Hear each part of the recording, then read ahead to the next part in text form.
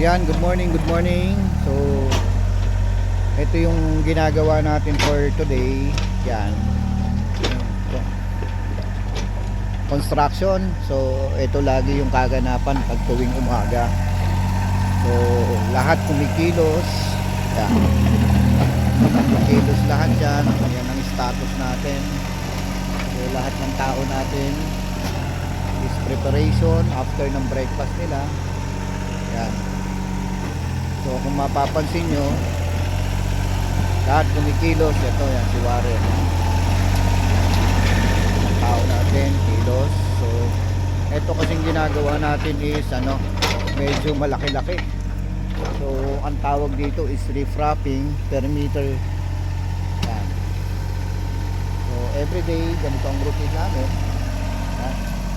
Lahat may kanya-kanyang gawain. Yan. Tulad nga ng sabi ko kanina, ang pinaka-importante sa lahat yung pagkain. So natapos na silang mag-breakfast. Yan.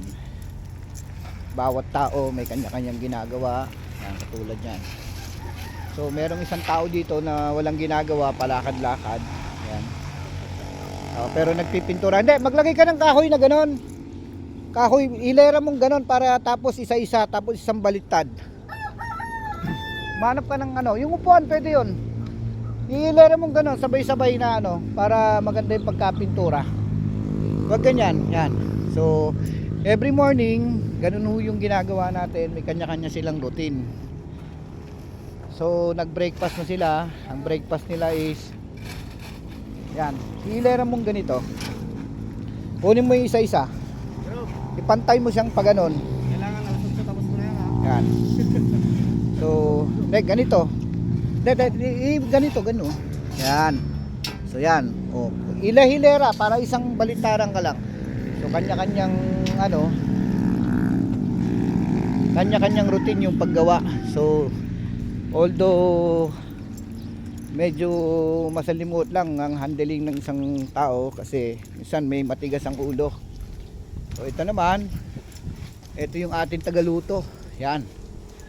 So walang ibang gagawin niya kundi magluto. Yan, mamalengke, mag-asikaso, maghugas ng plato. Yan. So ito naman yung routine niya. So kami, ganito lagi. Every morning, yung gawa natin. So kung mapapansin nyo, ganito talaga yung buhay ng construction eh. Yan. So kailangan mapag-igihan lang at babantayan kasi pagka hindi mo siya mabantayan minsan maubusan ka ng isang oras, lugi ka na ganun sa ganung sitwasyon. So yan, tuwing umaga yan, pagkatapos kumain, time in 7 o'clock ganun, yan, may kanya-kanyang routine ng bawat isa. So kanina doon may nagpapala, dito naman may nagpapala kasi graba yung nandun. Yan. So ganun ang istorya ng manggagawa kung tawagin natin. So tuloy-tuloy lang yan. Tuloy-tuloy lang lagi. Yan. Yung ng ating routine for every morning. So pupuntahan naman natin to para makita natin kung anong mga ginagawa nila. So ito. Alin? Oh, modern na ako. Pagkatapos yung gamitin yung mga gloves nyo kasi ilagay nyo sa isang tabi tapos hugasan nyo. Nung nakarang bagyo, ang dami nating gloves dyan na itatapon lang. Inuuwi ni So dito, yan, ito yung munting barracks natin kung tawagin. Pero itong lugar na to itinuturing natin parang bahay yan. So yan. So meron tayong dito. Meron tayong dump truck. Yan. Itong dump truck na to ang gamit naman nito is dahil nagpapatambak ako deliveries, yan naman ang gamit niyan. So kung mapapansin nyo, may kanya-kanyang routine. Yan. So ito yung area na ating ginagawa ngayon. Yan. So yan. Yan. Napakalaki. So yan, lagi ko nga sinasabi, kailangan babantayan. Although mababait naman itong mga tao natin, kaya lang minsan nga pag hindi mo nabantayan, wala ka. kinaugalihan yun eh. Pag wala yung boss, diba? Kanya-kanyang strategy. So katulad dito, ang routine naman nitong isa nito is dahil gumagawa tayo ng fence ay tinatayo natin. Yan.